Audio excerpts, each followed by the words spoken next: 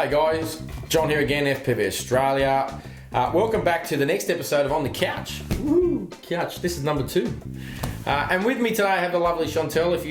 Some of you may or may not know who Chantal is. She's the person at the end of the phone and the emails. But before we get started, the golden rule when you come and sit on our couch is you've got to wear one of our hats. I get these hats. Yeah, I know. Funny that, eh? Yeah. So I thought I'd introduce Chantal because a lot of you guys talk to Chantal and gals talk to Chantal on the phone and via email. A lot of you actually only via email.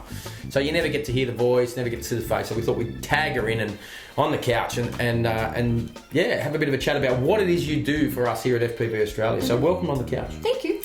So what is it you do for FPV Australia? What's your role in this little organisation? My official title is... Oh, have you got a title? I do. I have a signature block. I'm the training coordinator. But basically, I'm your go-to person if you've got any questions regarding training, what it can do for you, where it's going to be, what you want to do with it afterwards, all of those sorts of things. So you're basically the concierge at the front door?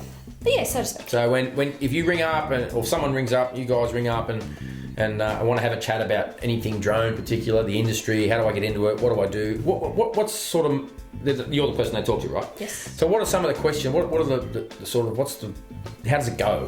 Okay, besides the usual, where do you hold your courses, how long do they go for, how much are they, all of those sorts of things, the most common one is, what am I going to be able to do with it afterwards? What are my career aspirations? What am I going to be able to achieve? That's the most common one, yep. Particularly from those people who may not necessarily have a lot of experience or any experience. They're just so excited about the fact that I can fly my drone, I can make money for it, but what do I do next? Because it's such a new industry, right? It's still like, oh, it's exciting. It's like, oh, I can fly a drone for it. Yeah, absolutely. And I have to admit, I get to travel this big country and I meet a lot of people, and when I tell them I fly a drone for a living, well, I don't actually fly the drone, but I instruct.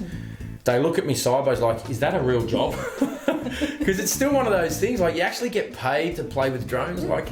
So, okay, cool. So now, on the last episode, we had Jason from South Australia on, and he was talking, him and I were talking about other industries. Are you finding that the people you talk to is the drone industry itself, and I'm just trying to validate what I said with Jason in the last episode to now, are you finding that people coming are using the drones in their industry? Are they bringing the drones into their already set skill set? Is that, yeah, absolutely.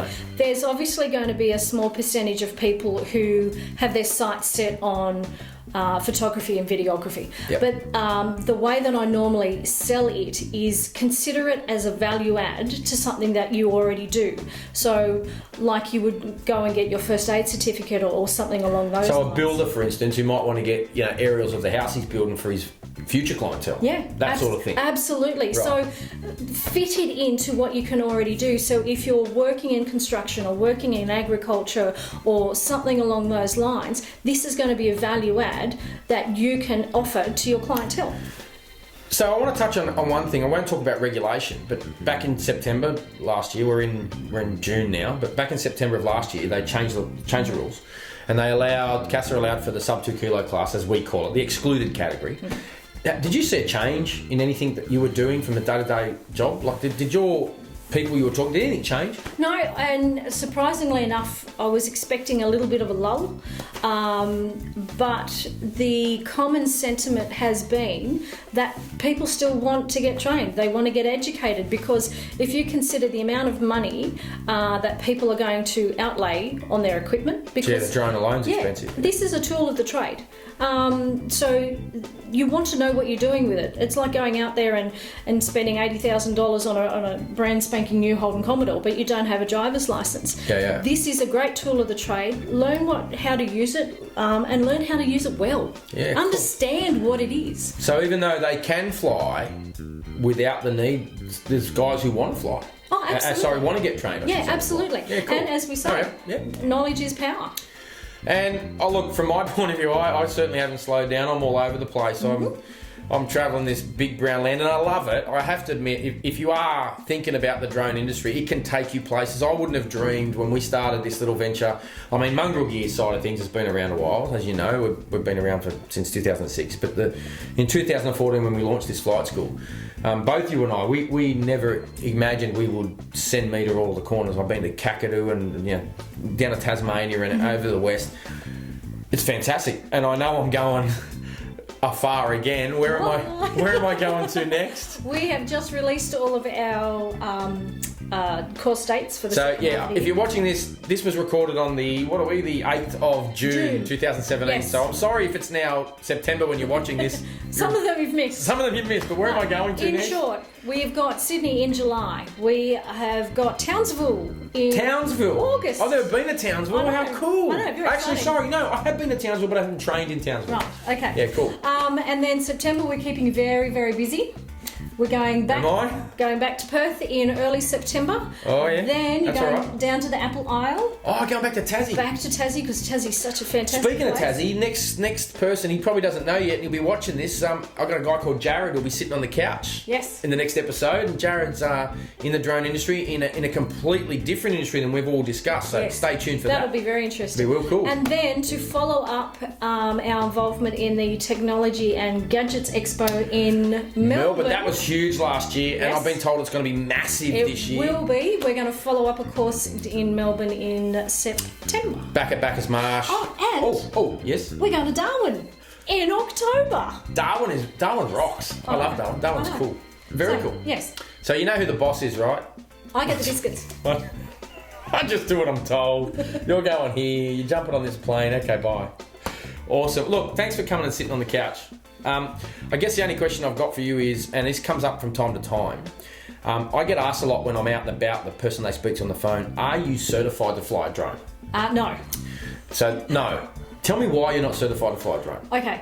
Well, tell them why. I know why. There's very good reasons why, but the most important one is I was so involved in the development of the manual and in particular the exam, it would be just too easy for me to go tick, tick, tick, tick, tick, fill out the relevant forms and send them through to CASA on my own behalf, and voila, I come out with a license. So I guess what you're saying is, the reality I guess we're facing is if we do want to get you certified, you're going to have to go to another drone school. Yeah. But realistically, at the end of the day, I don't fly for a living. My job is to be your support person. I do all of the background work, and that's what I love to do. My job here is to find out how we can help you get into this industry, value add it, and make you the best drone pilot that we can possibly help you to be. You know, I mean, that's a good thing. Because we could quite easily sign you off. Yes. I could just sign the form, send it in, and no one would ask And any I questions. have all these right? toys to play with. Yeah, you do. Yeah, and you can fly them. There's no doubt about that. Yep. But you're not certified because of the fact that it would be seriously underhanded to do something like that. No, and it's not fair. So there you go. The answer is no. She's not certified. Chantal's not certified, and that's why. So that's pretty cool. But I know all the other stuff. Yeah, and you know the rules and regulations. Yeah, yeah, You know you can yeah. pass the exam with flying colours, I can talk right? and walk the walk. Yeah, right. So I'll have to see who we can, if we anyway. We'll worry about that another day. Thank you for joining me on the couch. Oh, you're welcome. Second episode. Wow. So look, if you've got any questions, how do they get hold of you? You can send me an email to training@fpvaustralia.com.au. Telephone? Got one of them?